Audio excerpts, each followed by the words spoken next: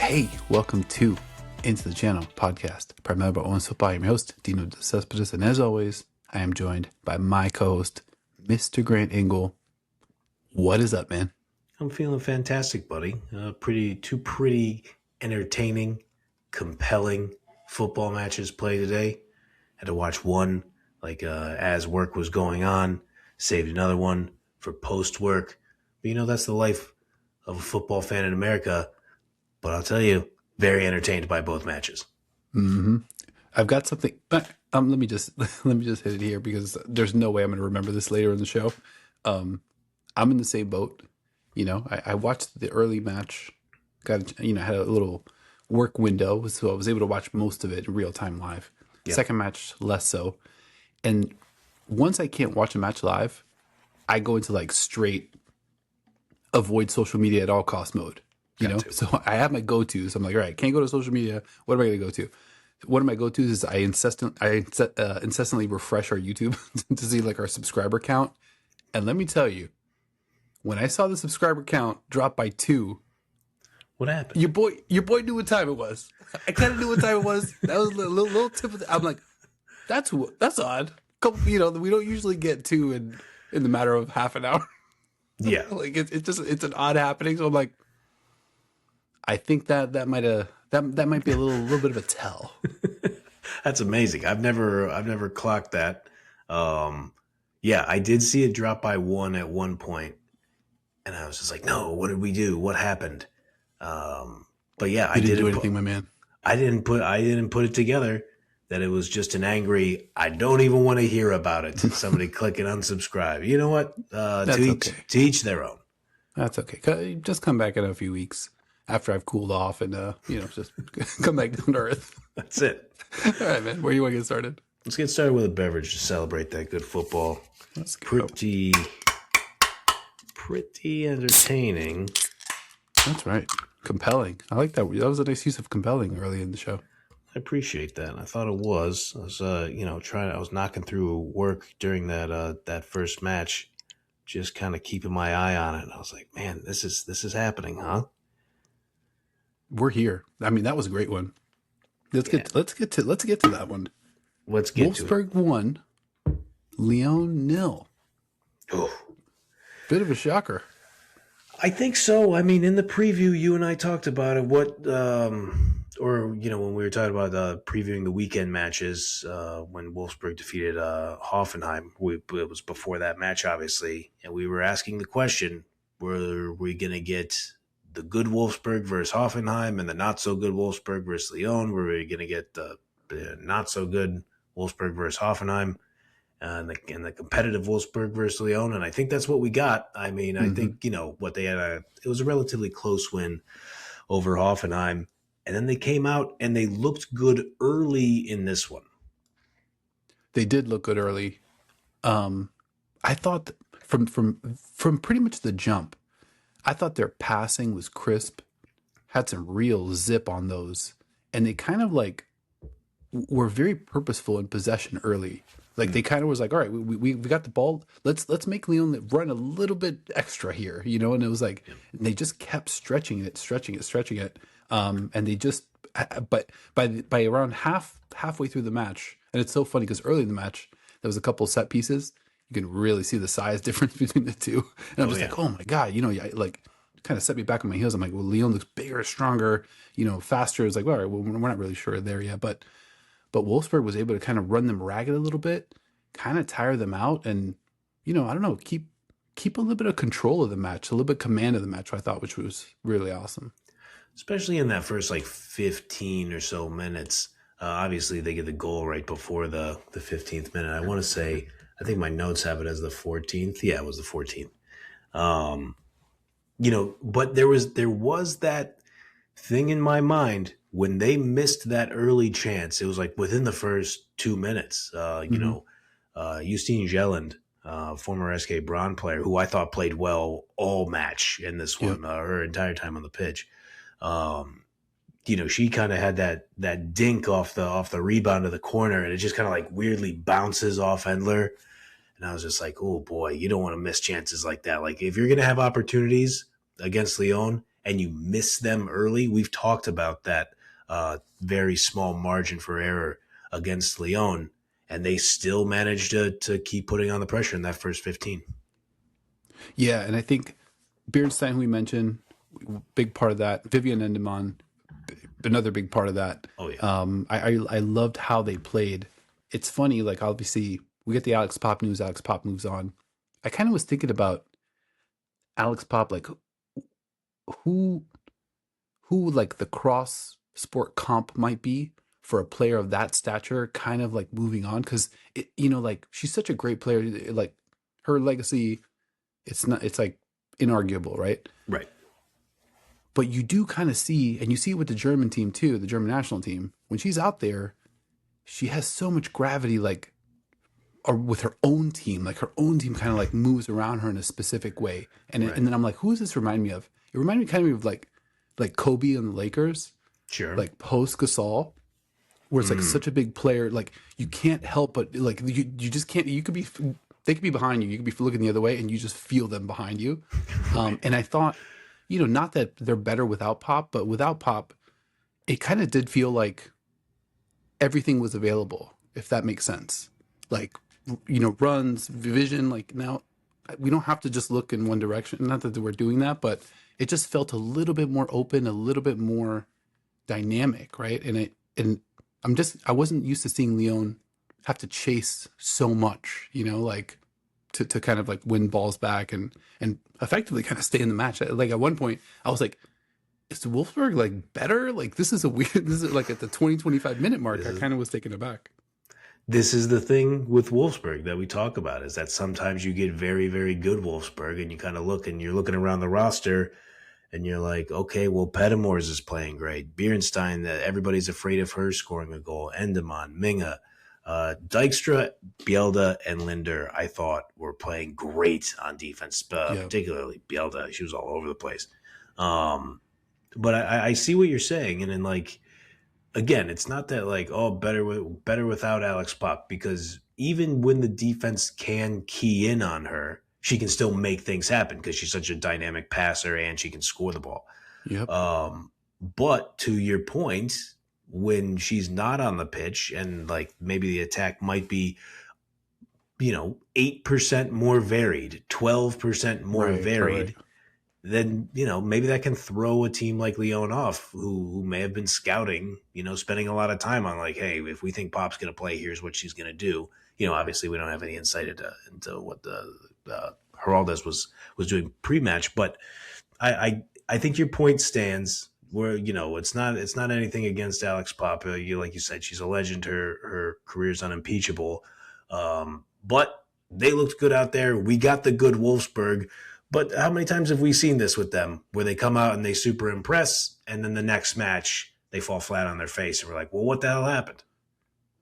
Yeah. I mean, that's always on the table, but I thought this was a very inspired performance. Like I thought they played really, really well. And I think I want to kind of shift gears a little bit, talk about Lyon, because I think we're starting to see the ugly effects of playing in a league where you're just not playing teams that push you, and I think we'll talk about Arsenal, like, in the second matchup, but I think there's something to a team like Arsenal having won last season, because they weren't the favorite. They didn't have a bunch of these games where, they just go out there and it's 4-0, but it's like 20 minutes in, like they're chasing Chelsea, they're chasing City last year, they're getting knocked around the Champions League last year.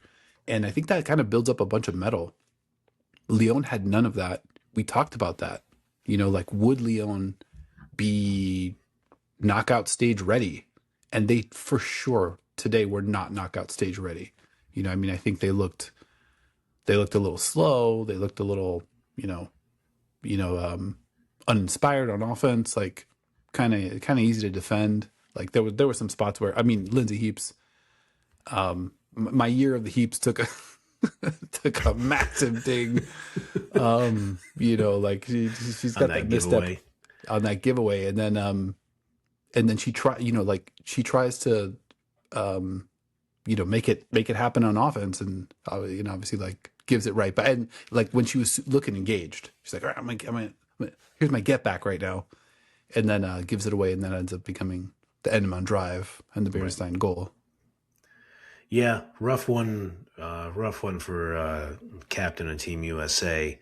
But I mean, her teammates didn't do a ton to help her out either. I mean, Mm-mm. it's a bit like, no excuses for it. It's a terrible giveaway to Endeman, who then drives up the field. I will say the goal itself, taking the ricochet off Orlando, Florida native Damaris Agarola, is speaking of Americans. Although she doesn't play for USA. I'm not trying to be funny there, but like it is funny that she was born in Orlando, Florida. Orlando, Florida, to a highlight player, I believe her father is. I think that's what he was doing in Florida. Anyway, we digress, per usual. Um, Kind of an unfortunate bounce, maybe a little bit of a ball don't lie in the sense that there was that other opportunity where Berenstein misses a header that she should have at least put on frame. Yeah. But like it just felt like Lyon's whole attack was just so blah, if I may use a technical football term. Yeah. I mean, I was, and I was having, I kind of blanked out for a second, but before the Heaps giveaway, I have it in my notes here. Remember when Heaps and Coover got into the clash, Mm, like right inside the box, mm. and Heaps was kind of looking for a call, and it was like it was a close, Yeah, real yeah. bang bang kind of situation. I wrote it down in my notes because I'm just like, damn, like I really wish that Heaps would have tried to beat her there, because it's like I get it's probably the smarter play, to try to get the foul, and it was so close. It was really really borderline, but in these types of matches, and it's not like Lyon's been eliminated. They're down a goal. They're going to go back home. They're probably still the odds-on favorite to advance, but Yeah.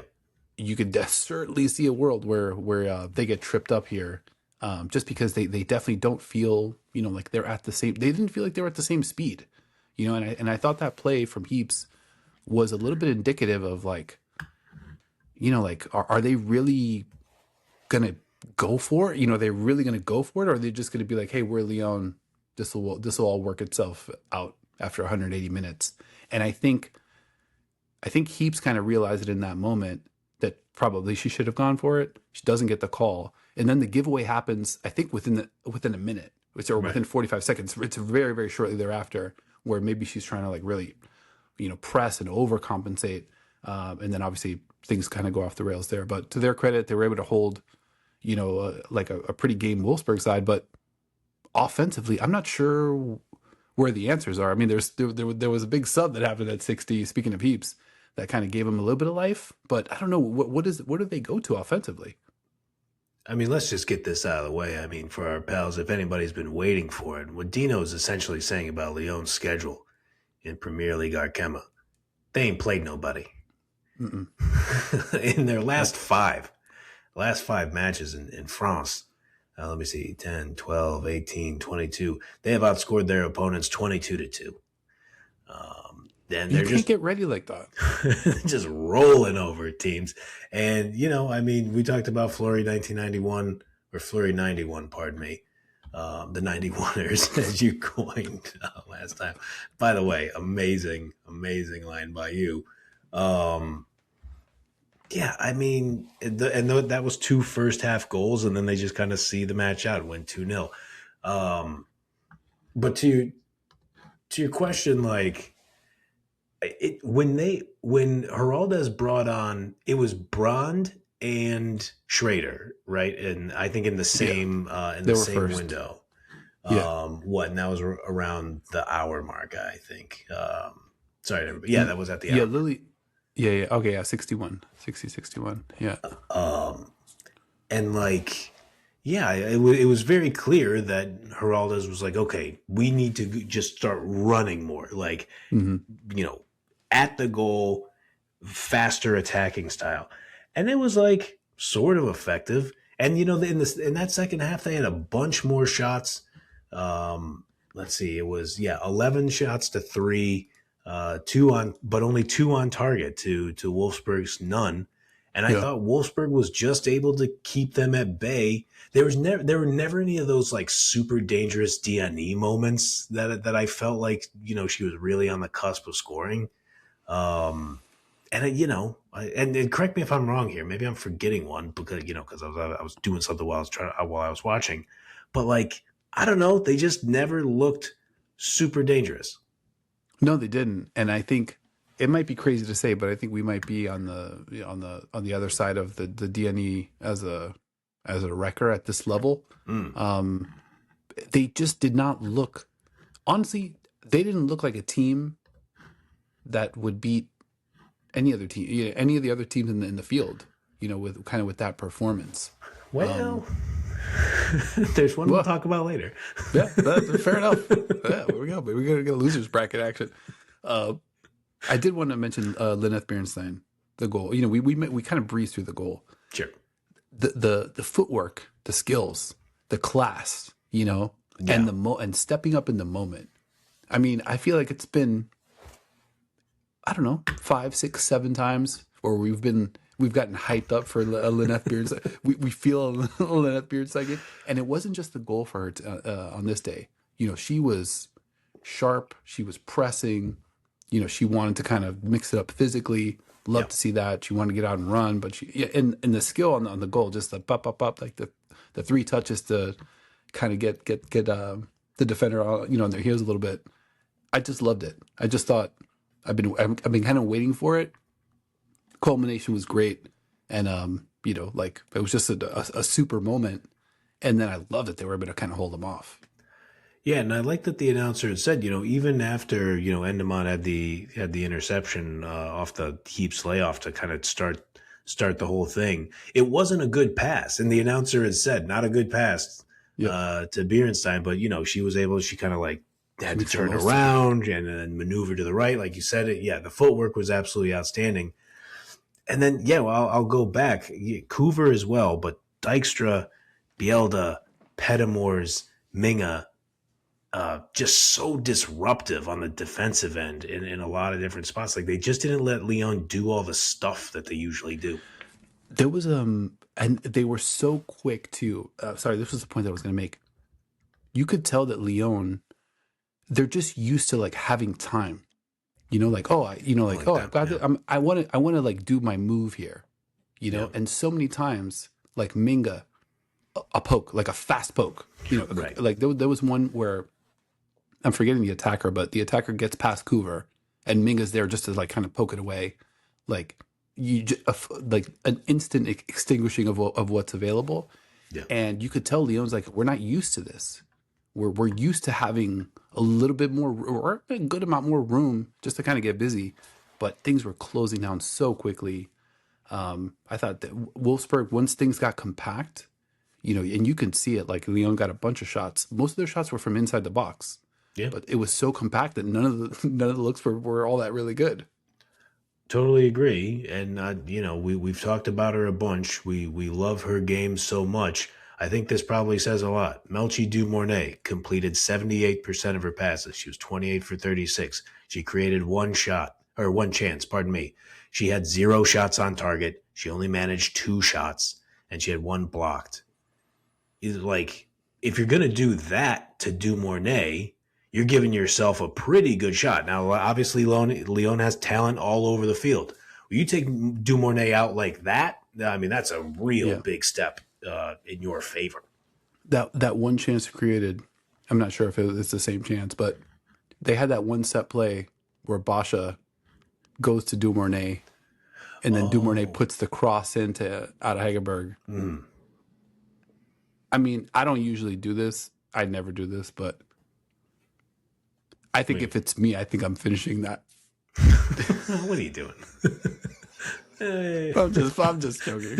But the all-time leader in goals in the history of the UEFA Women's Champions League. What are we talking about? She's got to let the ball hit her shoot. No. The thought did kind of cross my mind. I was like, I'm going to say this on the show. I'm not serious about it, but the chance was, I mean, that was a massive chance. Yeah. And the ball kind of squirts under Hegerberg, and it was like, are they kind of snake bitten? But like I'm like, no, they're not snake bitten. They're not used to having to like just basically score in this little sliver of a window, right? Like that was the window. That was probably their best chance. The ball squirts in, and Hegerberg, like she's buried that, you know, hundreds of Countless times times. Yeah. probably. But this is a huge spot in a knockout, you know, like, and you know, first leg of 2, but not encouraged. I think I think I'd be a little bit worried if I'm a Lyon fan, and I'm not sure even if they did get past Wolfsburg, like, you know, how much gas is left in that tank. Yeah. I think Unless they make changes, right? Like, I mean, I'm not Right. sure. Like, and I don't know. Like, I thought a player I thought about, Sophie Svava, like who is like a different speed. And I'm not sure her injury status, but and we, you know, we talked about Lily coming in for heaps.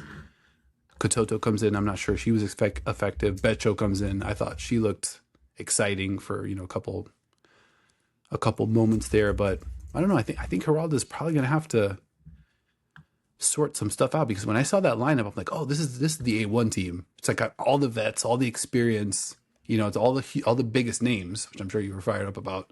But on the pitch, you know, it didn't look all that awesome. You know, Ashley Lawrence definitely looked like she's working her way back, and you know, it didn't on paper look much better than what it did on the pitch. I'm glad you mentioned that, because not to pick on Ashley Lawrence, because we love her game. I love Ashley Lawrence. Yeah, awesome player. But there was, I'm so glad you pointed out, because in her working her way back, there was a ball that was kind of like bouncing in the attacking third for Wolfsburg, and Endemann beat Lawrence to the ball, and I was just like, ooh, whoa, yeah, I'm not used to that. That's like, yeah. and I know Endemann's quick and she's smart, and you know she gets in good position, but to see Lawrence get beat like that, I mean, it's gonna happen to everybody. But I was just like, ooh, that looked weird. That didn't look right. I know which player you're talking about for sure. All right, so what do you think happens the return leg? I still believe, you know, losing 1-0 in the first away leg, it's happened to the better team in a lot of these situations. And so now Lyon has a home match. Yeah, they got to get 2. I think they're more than capable of it. I think I've just been bitten by Wolfsburg so many times too, where I see him play a good match. I'm like, there we go. We got it figured out. Let's go. Smooth. Surely this is smooth sailing from here. And then I go back, and then they just put up a performance. I'm like, what? Who's deciding any of this? Like, what's happening here? Yeah, get outshot like 20-1 or something. Right? Yeah, just something bizarre happened. And at this point, it stops being bizarre. I will say, like, remember our Norwegian pals in during the Euros, and it was like, you know, we had got some of the comments that were like, play Turland over Hegerberg. Just do it. Like, you know what? It's time. And Hegerberg, like I said, she's the all-time leading scorer in the history of this competition. She's only 30 years old. You know, she's not like past her prime or anything like that. But you got Marie Antoinette Katoto sitting right there. Yeah, and you know, honestly, I'm not sure Kototo's the answer either. Honestly. Really? You know, because like, again, you know, and I might be wrong about this, but I'm pretty sure when we see Lyon exit this tournament, because I don't think they're going to win this tournament, I think it's going to look like they, you know, it's almost like when a preseason NWSL team plays in like a tournament, they're playing like a mid-season, you know, like I think it's going to look like that. I think they're going to kind of get run off the pitch. And it'll sort of be like, oh, now it's time to kind of turn the page a little bit, because that team didn't look like the team, you know, like even though they were the biggest, it's weird. It's the biggest names that they could put out there. And then when you see them playing, you're like, this team can't do it. Like this is not the right 11, you know, and I feel pretty strongly about that. I love it. Yeah, you're never shy about a strong take. Yeah, I don't know. What did they do that were just like, oh yeah, it's not like they hit the, you know, like they hit the post a bunch of times and they kind of dominated every, you know, they got more shots off, but you know, shots on target, you know, like that dissipates. What did the stats end up being? Shots on target was like definitely in range. What, 3? That can't be. No, that's the first half. 3-3. Even though Lyon outshoots them 19-7, so it's like Yeah. That's not really going to work. And the thing that I mentioned up top, they're passing. Like Wolfsburg able to crisply, sharply move the ball around, move the Lyon defense around, just run them around. Like, just kind of keep them busy. They complete 80% of their passes against that Lyon defense. Like, we're not used to, like, when did we see that? Yeah. That's interesting. I feel like, yeah, okay, so we've crossed a Rubicon here. You are clearly more skeptical of Lyon than I am. Do you think they can win the Champions League? No, Okay, I they think they cannot. can. I think they can. They I, cannot win the Champions League. They cannot. No. I They think can there's make the time. final. I think they can make the. They can't beat Barcelona. If they make the final, if you could make the final, you could win, right? No. You're the best. No. I have no chance arguing against you. You're the absolute best. I mean, I don't know, bro. Like, they can't beat Barcelona. I don't think, like they looked like a team that it's. Well, I'm not sure if they're going to beat Wolfsburg. So what are we really talking about? Like, they win 2 more rounds. Can we play? Can we play a game real quick? I realize we're already at 26. Okay, we're gonna play a game called "When's the last good Lyon win?" Okay, so I mentioned they beat Fleury on March 21. They beat Le Havre in Coupe de France Feminine 7-0. They also beat they beat Le Havre on March 10th, the week before, 3-0. They beat Marseille 6-2. They beat Saint Etienne 4-0. On February 1st, they beat Paris Saint-Germain away 1-0. Good win? I mean, where did they finish in the group stage? I think they finished dead last. Not great. Pretty close. I think it was pretty close to dead last. They're not, it's sort of like the fighter that's like from the Midwest, the boxer that he ain't fought nobody. He's like, all right, you're 14-0, but like, you scroll down, you're like, oh, this ain't it. I could be proven wrong. Obviously, got friends over at Lyon, but I don't see it.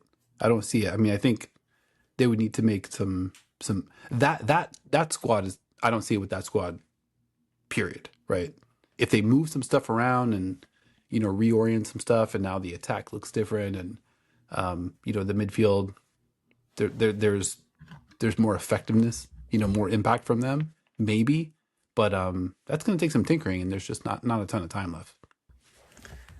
I understand where you're coming from. I think for me, I want more Dumornay at number 10 time. I want more Katoto at 9. Johannes at the 8. I want Becho to start. To start is awesome. I love that. That's a great take. I would like to see it. I would like LeBron to start on the wing, surely. So I don't know. Jonathan, hit us up. We got tips for you. I'm sure you're dying for our insight in the coaches room. Oh God, I'm so traumatized from the last time I talked to old Yona. My head was spinning for 2 weeks after trying to figure out what he was saying to me about real hardcore football shit. The shit he was telling me was like too football for me. I was like, I'm not at that level, bro, but I appreciate you. That speaks to the question you asked. What Dino's referring to is when Jonathan Heraldez was the manager of Washington Spirit, he asked him a question about an adjustment he made to the attack, and Heraldez rattled off a paragraph, like a mid-sized paragraph of the adjustments that he made. And I think between us, we probably watched that clip of him saying that semi-large paragraph probably 250 times as his just footballing computer brain just spit out everything that was happening in photographic detail of why he made the choices he made. And it was fucking awesome. That dude is good at his job. Yeah, it was so funny. And it's a little bit of sidebar, but did you see did you end up seeing the Alex Strauss answer to my question? Oh, I know. I haven't seen it. go to the latest Way Into Bay video. Go check out Way Into Bay, our new channel Everybody where we're should. covering everything Bay FC. But after the Bay FC Angel City loss, I'm sorry, Bay FC's lost to Angel City, I got a chance to ask Alexander Strauss a question. Totally different vibe. Very philosophical, very growth mindset-y, very heady. You know, kind of like a, I don't know. He could definitely live in the business world on the consultancy circuit, just because he's got a good vibe and a good way of storytelling, but totally different than Yoda. a funny watch. Definitely go check that out. We're If I extremely can. overtime. Yes, but if I can, Way Into Bay, you'd be foolish not to watch it. Dino does great interviews. He has great access to the players, to Emma Coates, the manager. In this episode, to Alexander Strauss, manager of Angel City. Go watch it. It's always good. I was super busy today, but the episodes are like, go ahead.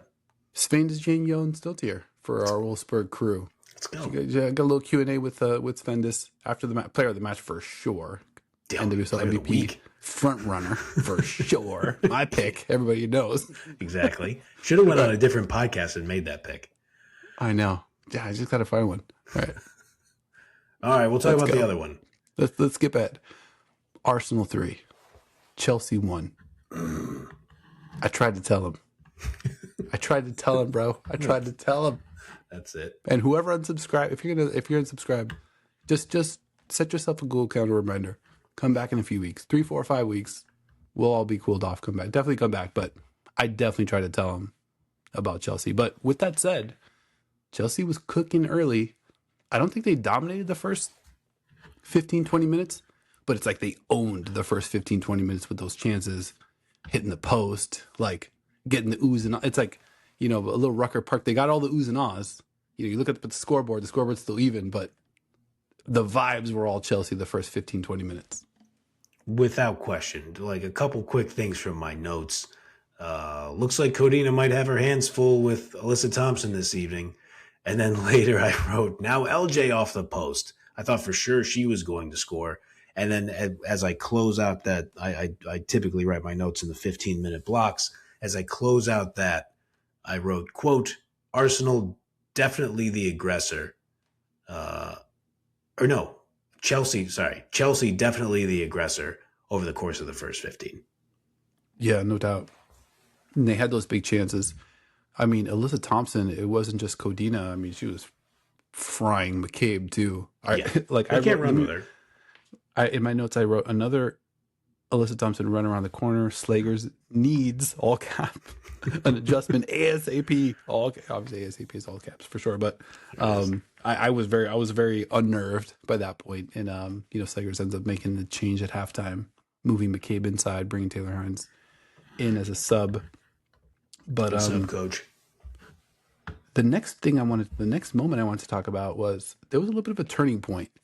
Stina Blackstenius, who, I don't want to say her time at Arsenal has been, it's not checkered, but it's like, it's, some stops and starts along the way.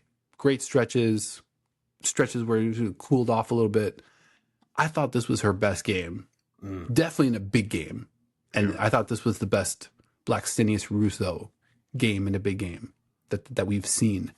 There was a moment where Blackstenius, she doesn't really strike me as this kind of player. She's very aggressive offensively, but I don't think of her as like a bruiser type player. And there was a moment where she just kind of runs through Khadija Buchanan. And it's like, I'm going to get the ball. I'm going to run through you. I'm going to get the ball and I'm going to knock the ball into the goal. And then it ends up getting called for a foul. But it was a little bit of a close call. But I was like, when I saw that, I was like, okay, this is we're on a different wavelength here today. And then to see the kind of game that she put forward, all of it was just an extension of that level of like locked inness, aggressiveness, assertiveness. Like it just extended out from there. Yeah, I mean, a goal and an assist from her. That's interesting. Yeah, probably. I mean, I thought she played pretty well in the Champions League final, but you're probably right. Like in a big spot, I think she probably looked better in this one.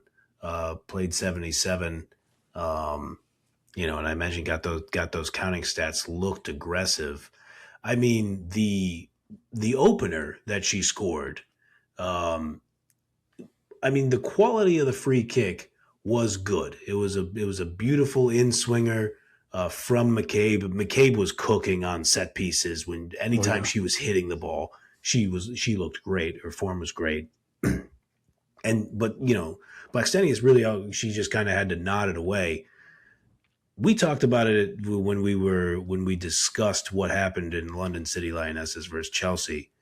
Their defense, Chelsea's defense, Mhm. not great, man.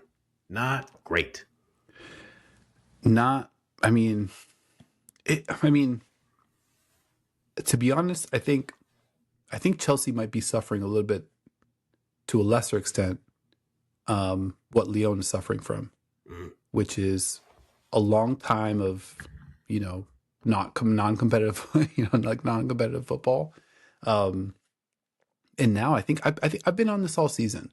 Like they're not used to playing as like a 50-50 match, like a -110 match. They're not used to it. They don't really excel in those types of matches. They're always grinds. They're always really nasty. Um, and I don't know, to me, they don't really know how to play in those types of matches with this group. I think they're used to kind of like front running a little bit. Um, I thought Alyssa Thompson to start was really great, Sure. and credit to Chelsea. They kept going to that over and over and over again, and it was bearing fruit big time. And then it ended up, opening up a little space for LJ. But once that got closed down, um, everything else that was positive from Chelsea was kind of like a one-off. It was like, oh, ball squirts off, and they're gonna get a look, right? But it was not a lot of it was replicable. It was not like, oh, we found something else. Now we can go here, and now we can do something else off of that. It was all just what can we get? Like, like in this moment, sort of slim pickings. Yeah, I think that's a great point, and it felt like it kind of bled into everything that they were doing at the end of at the end of the half. I mean, sort of the end of the half, right? So Chloe Kelly's goal to put Arsenal up 2-0 happened in the 32nd minute. You have that goal where Kelly is standing in a lot of space. I mean, Bronze is 6 yards off her when she hits the shot. Now, I think the shot had to probably be around from like 26 or 27 yards out. I think Bronze was standing just outside the 18. Gets by Hampton. I don't know if Hampton was screened. Usually Hampton stops stop shots from that far out. But you have that goal, and then you had that free kick play where Aaron Cuthbert just kicks the ball out of play. Oh my god, And I was just like, wait, what was that now? Like, that's not Chelsea we've seen from the past few years. dude! The exact thought that I had. Hmm. I'm sorry. My bad. Your bit is a little bit laggy. But the exact thought that I had that moment was like Arsenal's doing to Chelsea what Chelsea used to do to everybody else. Take Because them out of their game. you used to play Chelsea. Oh my god, I got a little something. Hit the post. All right, we're close. Hit the post again. Oh, we're close. Like and then just cooked. Like just all right, we weren't close, right? Right. And I think that was a surprise. And I think it sort of is like this new world where they're gonna have to figure out. They're gonna have to like, and this was the point that I was making. I'm not sure if it was last show or the previous show. That era of Chelsea is like a level above everybody else is completely over. Like they are Yeah. now just in this mix with these teams, and that advantage is completely dissipated. They're going to have to scratch, like at this level, they're going to have to scratch and claw to compete for WSL. They're going to have to scratch and claw to stay in the Champions League, even at the quarterfinals. Like they're just not. They're not the team of a year or two ago. It's like they didn't do anything wrong. It's just everything around them has kind of shifted a little bit, and I think Arsenal has benefited from just playing in tougher matches, playing the underdog role, like having to get crafty. You have to think around teams that are better than you, more skilled than you, more talented, deeper than you, and I think all that stuff kind of pays off. Definitely. And I mean, we can never undersell. I think you and I are two pretty gigantic Mariona Caldente supporters. And so, like, Arsenal makes that move. Arsenal signs Olivia Smith. Mm-hmm. Emily Fox develops into a great player. They sign Chloe Kelly. Arsenal is just really hitting on a lot of great moves. Um, and Chelsea, yeah, you like the way Thompson looks, you like the way Lucy Bronze looks, but we talked about it though, so I don't want to have like too short of a memory here. Ellie Carpenter looked great for Chelsea for a little while, Yep. but because she's coming off the Asian Cup and she's not available, your whole defense falls apart when Ellie Carpenter's not out there. That's not great. Yeah, and I think Arsenal's down Steph Catley and Caitlin Ford Sure, yeah, and Carrigan Cross. So it's like good point. down players as well too. To that same tournament. I just think there's more. There's definitely more chemistry. There's more connectivity going on right now in Arsenal. More continuity.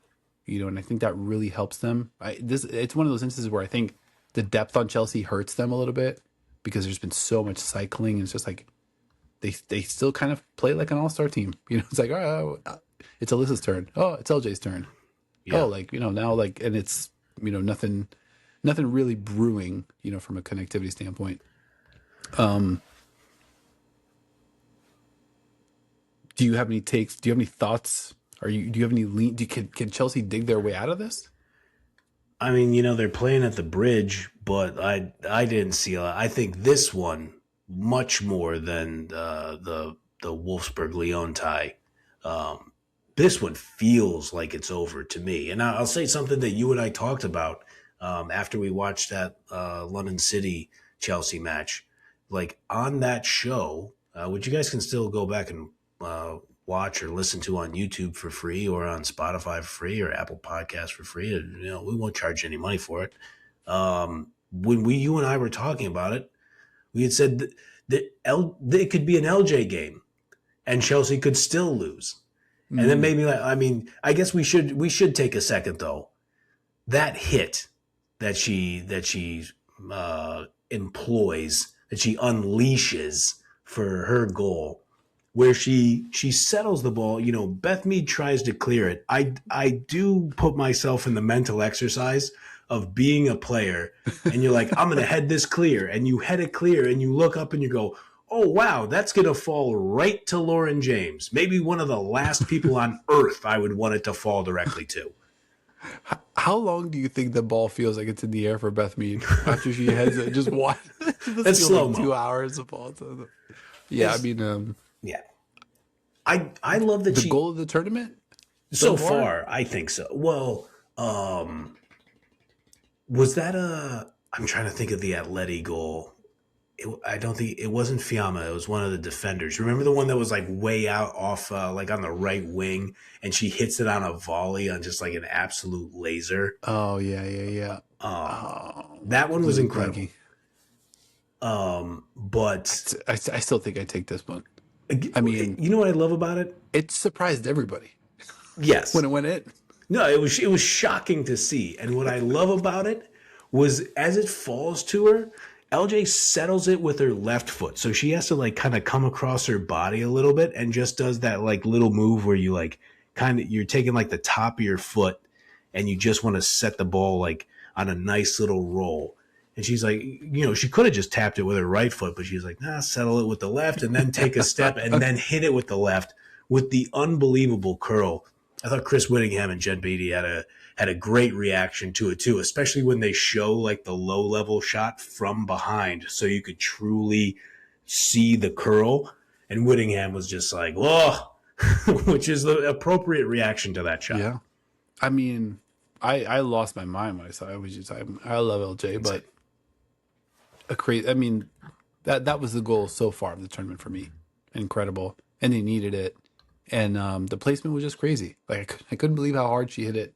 And like it was like she was going for that. I feel like she was going for that specific spot. 100%. And she almost came back and got a second one with the same like level of like foot. Like when she locks in, it's really incredible to see her just be like, I'm locking in. I'm gonna go boom, boom, boom, and then I'm gonna let it rip and I'm gonna make it. Like it's like just like there's nobody that really can do that at that level. She just kind of do whatever she wants. Pretty much. But she needs help. Like You know, like they need more than just her. And I thought it was really telling that that was the only goal that they got. Like Yeah, LJ Magic, not good really point. replicable. What are we going to be doing? You know, this time next week when these two teams circle back. But I I thought who Arsenal brought off the bench was really impressive. That's something that I think kind of flipped it a little bit for me. You look at players like Olivia Smith, Hmm. Frida Monum, you know, Taylor Hines comes on at halftime. And it's just like, these are players that I feel extremely confident. Who am I forgetting? Palova Sylvia off Holmberg. injury. Yeah, yeah. Holmberg Pilova was comes good. on. Palova comes back Holmberg is off injury. really good. Yeah. She's so like versatile. She could play, you know, she could defend, she can get up. I think they had her in the midfield. And I thought, you know, Chelsea kind of missed an opportunity with Vika Kaptein, bring her on like pretty late because I think for me it's LJ, it's Alyssa Thompson. I think new skins in this category Yeah. where they can like really flip something fast. You know, I thought Kaptein was that kind of player, but I thought that, you know, they were sort of missing one lightning rod. And I think bringing her in at 82 maybe a smidge too late. Kennerwood comes in at 57, a little bit interesting, but you know, not quite able to kind of break through. And those were their only two subs, if I'm reading this right. Yeah, yeah, you're totally right. And I think that's what Bone Pastor was going for was she thought JRK would be, the spark plug there. But she got forward in a lot of instances, but Arsenal's defense is just going to cut you off at the pass in a lot of those situations. So, yeah, I think you're right. I think they could have had Captine earlier. We'll see how much different it looks when Ellie Carpenter plays, but even at the bridge, coming back from two down, super tall order against the champs. Oh, by the way, who happened to be your biggest rival? Yeah, and I think they're playing well enough defensively that they could just shut things down a little bit. Holmberg's a great player. I think they were talking about it on the telecast. Able to play up and back, so can turn it back four into back five potentially if you want to go that route. I Yep. could definitely see something like that, but I don't know. Chelsea not. I don't think they're going to be. Well, we'll see. I'm not on the same page as you. Interestingly enough, I think Chelsea is just as live to advance. Anything can kind of happen. I think they're still very much live to stay alive in the tournament. I'm not really slamming the door on Chelsea yet, but today was not a good performance. Okay. All right. Yeah. To advance is tough. Yeah. Okay. I think we're on different wavelengths there. Yeah. I think it's going to be too much. I think, and I mean, plus, what if they get one early, like, yeah, and then they can get like. I mean, I would be shocked if I don't know LJ does something in the 10th minute, and now it's like, okay, they've got 80 minutes to get one goal. Like that game state is very interesting. they hit the post twice in the first 8 minutes of this match. So I think Hmm. that's totally fair. I wonder, even with Carpenter out there, can they not give up a goal? And it feels as weird for me to say it as I'm sure it is for people to hear when we're talking about a defense that has Naomi Gurma as the center back. But I mean, there are just so many moments where the defense is just open, and on some of the set pieces, they just looked confused in some areas. I do think we would be remiss if we did not mention, if we're talking about great touches, and we spent some time on LJ taking that touch. Yep. Alessia Russo, she was like, not to be outdone. Okay, LJ, you're gonna go left foot touch, then left foot strike. I'll go right foot touch, right foot strike. On the run, the way she did Filth. it, that was disgusting, unbelievable. I couldn't believe it. I mean, another audible sound, sound Yeah, from your boy. Just like, come on. And I love, this is the same thing that I was saying, that this is what Chelsea used to do to teams. It's like, okay, sure. you think you're in it, we're gonna break you down, and then remind you by the end of it you were never really in it. Yeah, And it's just so weird. Again, Arsenal spent years, and obviously I have a bunch of, Arsenal men's trauma in my past. sure. But Arsenal spent years sort of second class citizen status. in Premier League. And also, I think since we've been covering, they haven't really been world beaters except for last year. Once we get to the end of the Champions League, but seems totally flipped now. Seems like Arsenal's, the big sister, Chelsea's little sister, and I think I'm still I'm still struggling to reconcile it because I'm like, I think it is still Chelsea.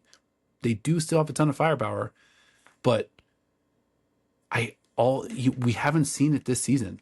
Like, you mentioned that Lyon run of like, all right, when was their last great win? Chelsea's had some good wins, but nothing like we've gotten accustomed to, where it's like, this is just a steamrolling. Like, this is an absolute, like, we just don't see those performances from them anymore. And we're in crunch time. We mentioned that Lyonnes Lyonnes match. It trips me out that the announcers keep talking about, oh, Chelsea's still in the WSL, or still sort of like, everybody still kind of has to, go through the motions of being like, yeah, they're still, but they're just not. They're not.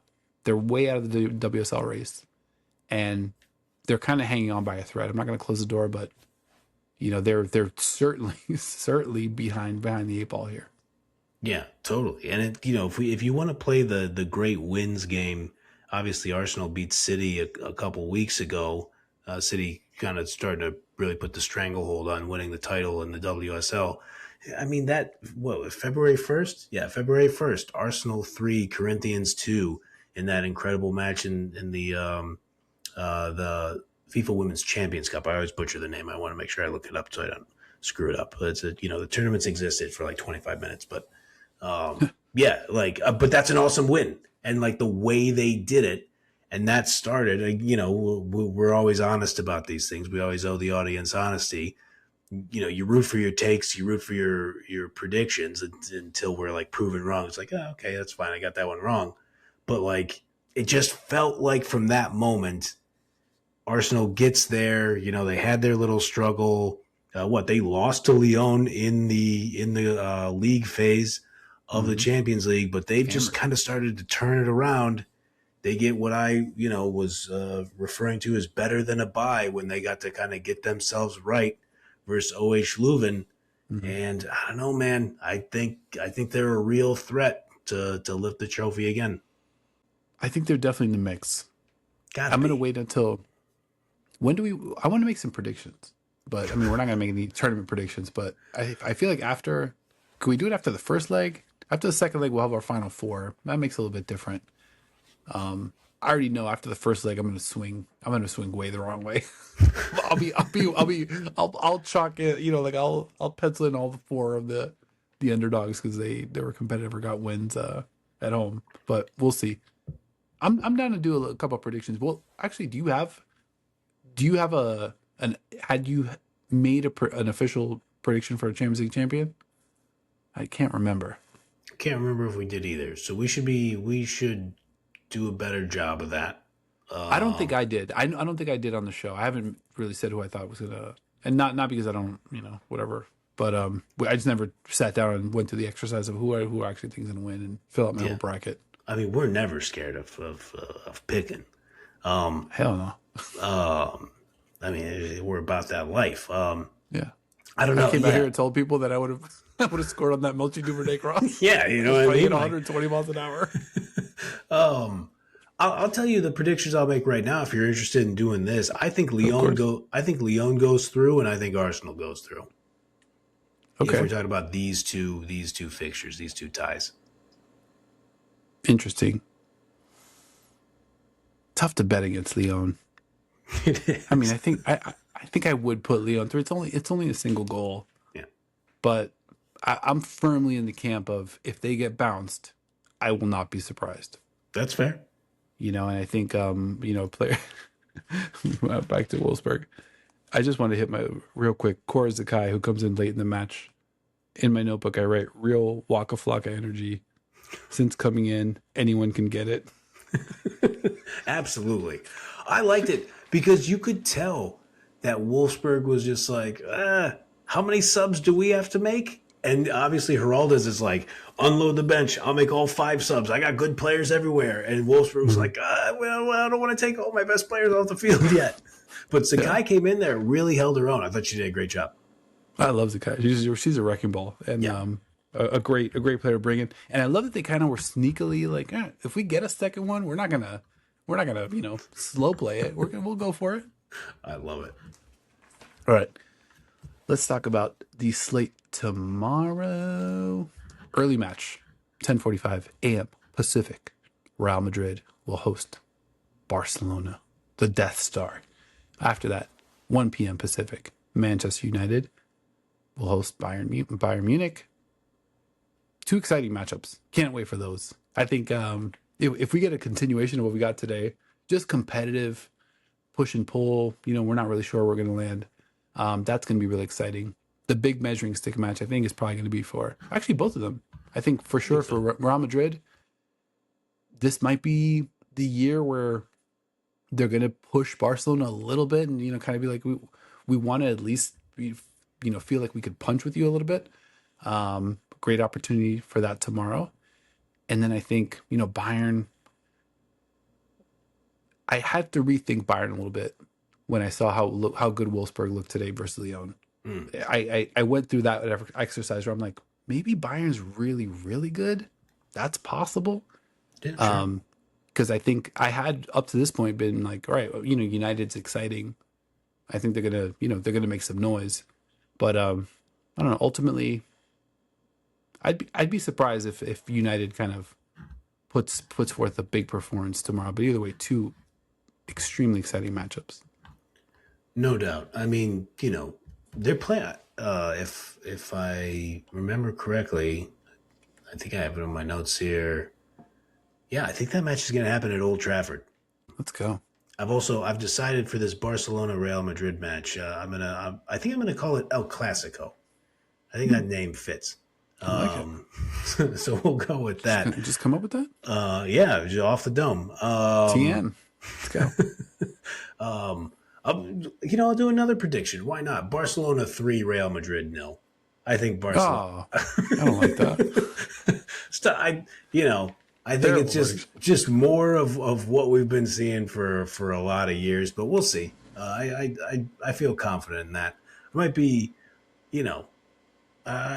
a little drunk off the Pep Guardiola Manchester City Carabao Cup win, and just every time I'm just like, well, you know what? If I'm a Pep guy, I should just be a Barcelona guy. Like, why not? Like, that's fucking love that guy. So you know what? I'm just gonna rock with all of his clubs. Not sure how I feel about that. I guess I should pick Bayern Munich too. Then I mean, shit, he managed them to a treble. It harkens back to I don't know if you picked up on this, but we mentioned your appearance on Leanne Sanders' show, the women's football show, Talk Sport. Go subscribe Immediately. But Lucy Bronze opened up that show, Leanne's conversation with Lucy Bronze, and Lucy talked about watching last year's Champions League final, a former Barcelona player, and saying, actually, I was kind of rooting for Arsenal because like some of my national team friends are on that team. And, I don't play for either of those teams. I thought that was interesting. And I was like, interesting. So, and I'm a Lucy Bronze guy. So I don't know. I wasn't sure how to feel about Barcelona after that. After she said that. I thought Leanne immediately hit a banger of a point where she was just like, well, you don't want your rival to win it. But then Leanne was like, yeah, but you've also won it a bunch of times. She was like, yeah, I've won it a bunch of times. I mean, she won it 5 fucking times. Lifted the Champions League trophy 5 times. Like, I just feel like she gets to watch anything now. 5 Champions Leagues, 2 Euros.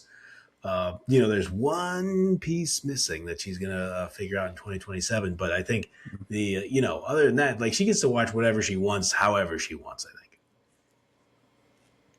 I was gonna say no. It's not ITC Best 11 because you made that last year. That's right. Goddamn right she did. Let's fucking go. All right, big football tomorrow. Cannot wait for that. Want to shout out a friend of the show at Delta 757-3. Who says Delta's a legend, by the way, just for the Mike Watts. Of course. I mean, that's it. That's so show good. history right now. So shout out to Delta. But Delta writes in, I love Leanne, but it's crazy. Crazy. This was before the Chelsea loss. She still thinks Chelsea will win Champions League. Maybe they win the FA Cup, but that's it. Period. Delta is coming in with the punctuation. Shout out to Delta. Football calendar. Already mentioned it. Champions League tomorrow.